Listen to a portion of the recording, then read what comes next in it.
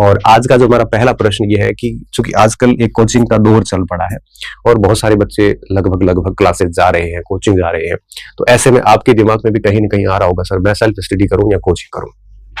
देखो, मैं बहुत क्लियर बोल देता हूं कि अगर सफलता की बात की जाए तो सफलता के लिए कोचिंग करना कोई नेसेसरी नहीं है। मैं खुद जिंदगी में कभी कोचिंग नहीं करी और मैंने मेरे जीवन में ठीक ठीक परीक्षाएं पास करी है। तो पास होने के लिए या कंपटीशन को फाइट करने के लिए, उसको सफल होने के लिए कोचिंग कोई आवश्यक शर्त नहीं है।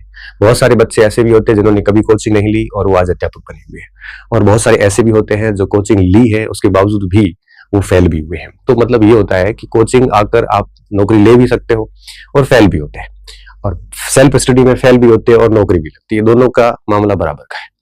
तो जरूरी नहीं है कि आप कोचिंग ही जाएं। हाँ, कोचिंग आपको 2-3 जगह मदद करती है। पहली चीज ये होती है जब कभी कई बार घर पे पढ़ रहे होते हैं, एक मोमेंटम नहीं बन रहा होता है, गति नहीं बन रही होती है, तो कोचिंग में क्या डेली 5-6 घंटे क्लासेस होती है, तो आपको एक नियमितता बन जाती है। दूसरा ये होता है कि क्लासरूम का एटमॉस्फेयर होता है जिसमें आपके 200, 300, 400 जितने बच्चे बैठे हैं, उन सारे बच्चों को देखकर हमें भी एक प्रकार से मोटिवेशन डेली मिलता है कि यार मुझे भी पढ़ना चाहिए। फिर क्लास के टेस्ट वगैरह होते हैं तो उसमें रैंक वगैरह, उसके लिए भी कंपटीशन बन पड़ता है, तो बच्चा उस माहौल के अनुसार ढल जाता है और उसकी बढ़िया पढ़ाई हो जाती है। तो सेल्फ करता है तो ये थोड़ी चैलेंजेस होते हैं। अगर बच्चा घर पे पढ़ रहा है और उसको नियमितता में कोई दिक्कत नहीं है, सेल्फ मोटिवेटेड है और बढ़िया से कर रहा है, तो मुझे लगता है कोचिंग की जरूरत भी नहीं पड़ती। कोचिंग एक दो जगह यूं भी फायदा दे देती है कि कुछ बहुत जटिल टॉपिक होते हैं जहां हमारी अप्रोच काम नहीं कर रही होती है, तो टीचर उन चीजों को बहुत इजीली कन्वे कर लेता है। आपको समझाने में समय जो है थोड़ा यूं कहिए कि ज्यादा समय नहीं लगता और आपको इजीली वो समझा देता है। तो कोचिंग यूं भी मदद करता है। तो जो भी है, अगर आपको कोचिंग वगैरह करनी है तो अभी कर लीजिए। भर्ती आने के बाद में मुझे लगता है फिर कोचिंग करना ठीक नहीं है। और परीक्षा से 4-5 महीने पहले तो कोचिंग घातक सिद्ध होती है, बिल्कुल फायदा नहीं देती। कोचिंग करनी है तो परीक्षा से 1-1.5 साल पहले करके फ्री कर दो। उसके बाद कंटेंट को केवल आपको रिवीजन करना है, केवल आपको उसको याद करना है और उसके अभ्यास करने हैं।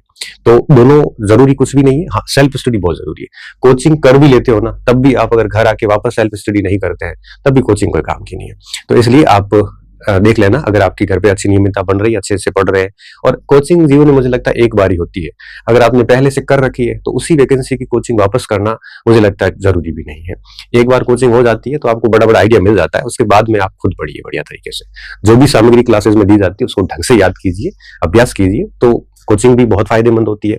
अगर आप ये नहीं करते हो, कोचिंग कर भी ली, पढ़ाई करी नहीं, सेल्फ स्टडी करा के नहीं करी, तो कोचिंग भी कोई काम की नहीं होती है। तो जो भी है आप डिसीजन ले लेना। और मैंने सारे प्रोस कॉन्स बता दिए हैं कि नहीं सेट हो रहा है बिल्कुल बाहर, तो कोचिंग ले लो। कोचिंग में कोचिंग वाला नहीं बैठ रहा, घर बढ़िया पढ़ रहे हो तो घर पे आप पढ़िए, कोई इश्यू नहीं है इसमें। पहली बात।